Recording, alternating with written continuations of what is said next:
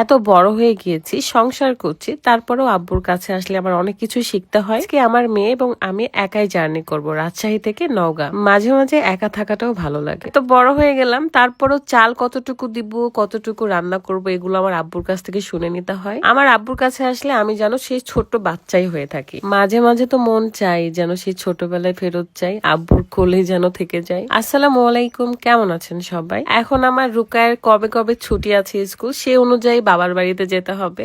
মানে এটা একদমই অন্যরকম আমার জন্য। বৃহস্পতিবার ক্লাস শেষ করে রওনা হয়েছি, শুক্রবার শনিবার থেকে রবিবার ক্লাস আবার ধরতে হবে। সেভাবে আসলে যাওয়া আমার। সময় যত যাচ্ছে ততই যেন কাজের পরিবর্তন আসছে। তো রাত গাড়িটা সুন্দর করে পরিষ্কার করে দিয়ে বুঝিয়ে সুঝিয়ে আমাকে বিদায় দিয়ে দিল। আরো অনেক কাজ আছে, এই কারণে সেও পাবনাতে যাবে। এদিকে মা মেয়ে মিলে আমরা একাই যাচ্ছি, যদিও বা তৃষা এবং শম্পাপুর আসার কথা, ওনারা সিএনজিতে আসতেছে। এই প্রথমবার এরকম স্টিয়ারিং ধরে রাস্তা নিয়ে আমি ভিডিও করছি, এন্ড আমার খুব ভালো লেগেছিল। এদিকে আমার মেয়ে বার্থডেতে মেকআপ বক্স পেয়েছিল, সেটা পেয়ে তার নানুকে দেখাচ্ছে, নানুকে মেকআপ করাই দিবে, অনেক কিছু তার প্ল্যান। তো আমি গাড়িটা লক করে চলে যাব বাসায়, এবং অনেক রান্না বান্নার কাজও রয়েছে। আমি রাজশাহী থেকে যদিও বা মাছ মাংস এগুলো সবকিছু নিয়ে আসছি, জাস্ট রান্না করতে হবে। এত সুন্দর পরিবেশ, চারিদিকে শুধু সবুজ আর সবুজ, মাঝখানে মাটির রাস্তা, মাশাআল্লাহ, আসলেই যেন জানটা শান্তি হয়ে যায়। মাছ মাংস দুধ অনেক কিছু নিয়ে আসছি, এন্ড সেগুলো রান্না বান্না করব।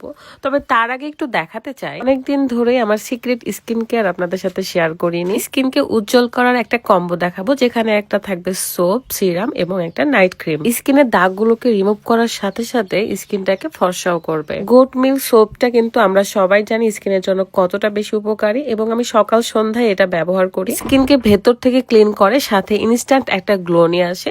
তারপর আমি ব্যবহার করব এই সিরামটা। মিরাকেল সিরামটি আমাদের স্কিনকে হাইড্রেট রাখে, সাথে স্কিনটাকে টান টান রাখে, বয়সের ছাপ কমায়। SA fashion world Facebook page থেকে আপনারা এই স্কিন কেয়ার কম্বোটা পেয়ে যাচ্ছেন। বাই দা ওয়ে, কম্বো নিলে কিন্তু 20% ডিসকাউন্ট পেয়ে যাচ্ছেন। আর এই নাইট ক্রিমটা আমাদের স্কিনের যে কালো দাগ সেটাকে রিমুভ করতে সাহায্য করবে, ব্রনের দাগ ও মেস্তার দাগও দূর করবে। তাই দেরি না করে স্কিনটাকে উজ্জ্বল রাখতে চাইলে, স্কিনকে ভালো রাখতে চাইলে অবশ্যই এক্ষুনি অর্ডার করে ফেলুন। Thank you.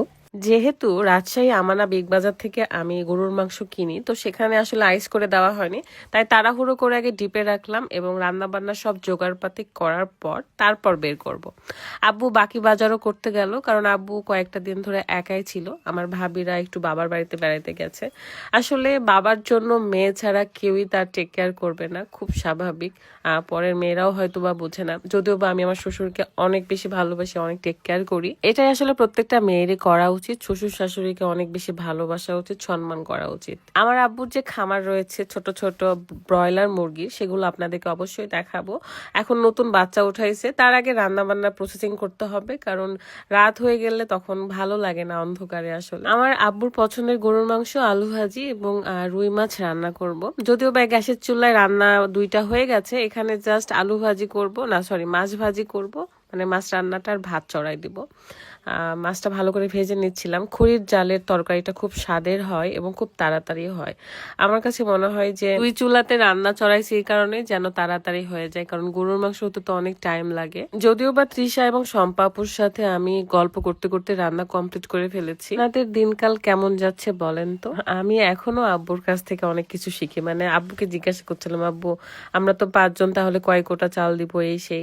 দেন আব্বু আমাকে সুন্দর করে মাপ বুঝিয়ে দিচ্ছিল। যাই হোক না কেন, সবার ঈদ কেমন কাটলো, ঈদের ছুটিতে কেমন কাটালেন, আবারও সেই নিজের সেই আগের জায়গায় ফেরত যাওয়া, মানে কাজে ফেরত যাওয়া, সবকিছু মিলেই আসলে জীবন, সুখ দুঃখ নিয়েই জীবন।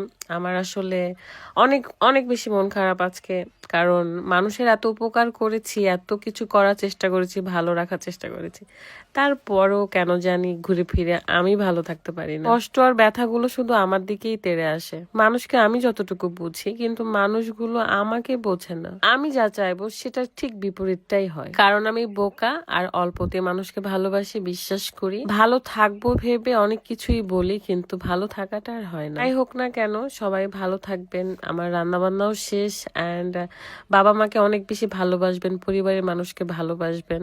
আমার এই জীবনের কারো কাছে কোনো এক্সপেকটেশন নাই, কোনো আশা রাখি না। যার কাছে যত আশা রাখবেন তত বেশি দুঃখ পাবেন, কষ্ট পাবেন। সো কারো কাছে আশা না রাখাই ভালো, একা একা ভালো থাকে, নিজের ইচ্ছে মতো চলেন, নিজের ইচ্ছেগুলোকে প্রায়োরিটি দেন, ভালো থাকবেন।